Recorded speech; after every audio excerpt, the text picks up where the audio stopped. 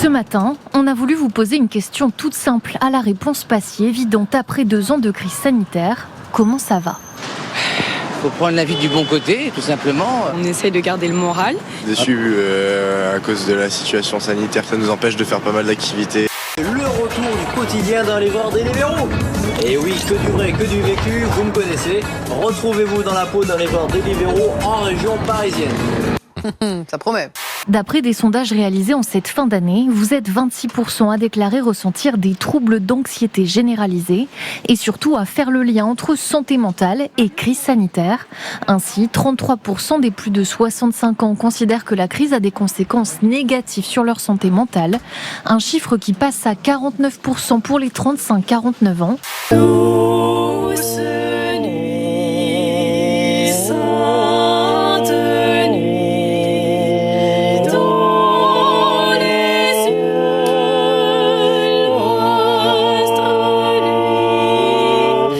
Mise au point par une entreprise suédoise spécialisée dans les implants à micropuces, elles permettent à ses détenteurs de montrer leur QR code sans sortir leur smartphone de leur poche.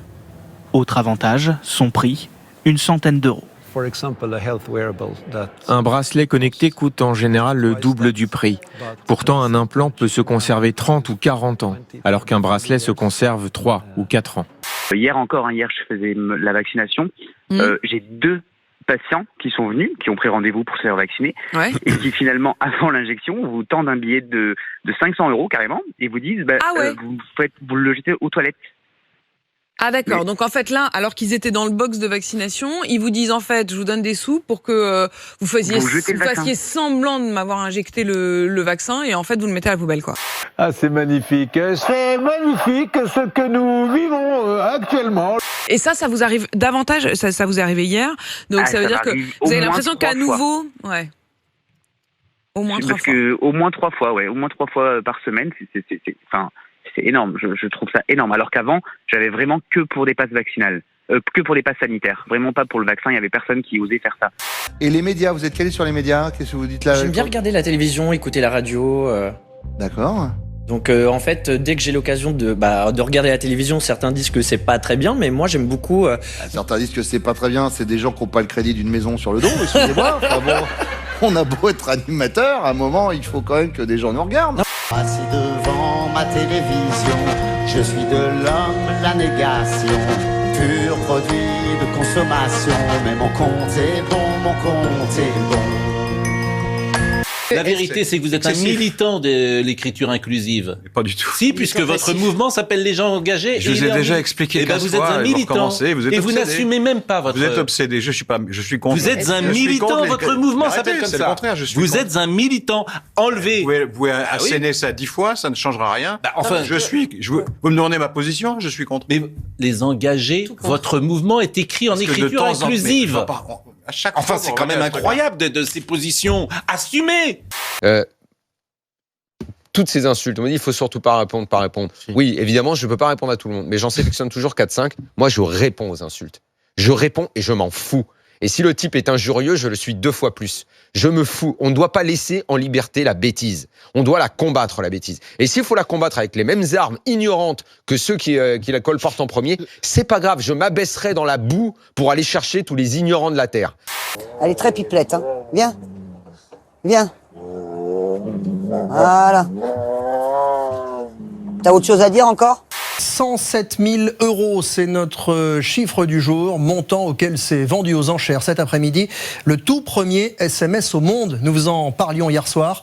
Un joyeux Noël, Merry Christmas, envoyé il y a presque 30 ans, en décembre 1992. L'acheteur, dont l'identité n'a pas encore été dévoilée, est donc devenu le propriétaire virtuel de ce petit message devenu historique. Éric de Ritmaten, ça vous laisse dubitatif. Oui, ça m'énerve parce que je me dis franchement, il y a tellement, je le sentais. De personnes qui nous regardent seulement, qui ont des difficultés financières et on gâche de l'argent comme ça pour des stupidités. Ah bah oui, mais vraiment, ça sert à rien. Enfin, franchement, il ferait mieux de donner l'argent au Resto du Cœur ou au Secours catholique. Oui, c'est une façon de voir effectivement les choses, mais acheter une toile, est-ce que ça sert à quelque chose ? C'est différent. Au moins, elle est chez vous et puis elle restera. Alors que là, le SMS, je sais pas combien de temps il va durer. C'est l'excitation dans un bar-tabac près de Manchester. Ces 2 Britanniques viennent de gagner 4,5 millions d'euros à un jeu de grattage. C'est en tout cas ce qu'ils croient lorsqu'ils fêtent l'événement et diffusent ces photos en ligne. Mais au moment de récupérer leur gain, la loterie nationale s'aperçoit qu'aucun n'a de compte en banque et que le ticket gagnant a été acheté avec une carte volée. Regardez ça.